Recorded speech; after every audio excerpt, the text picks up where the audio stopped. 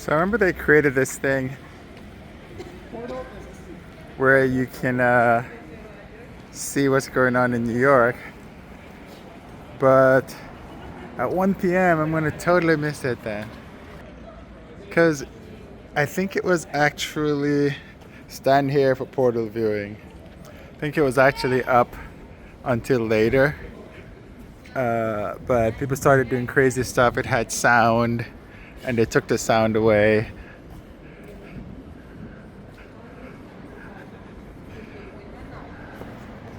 So it just says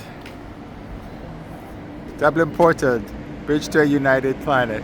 Very cool idea, but people are stupid and they messed it up.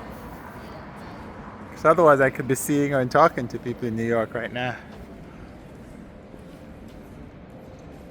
Oh well.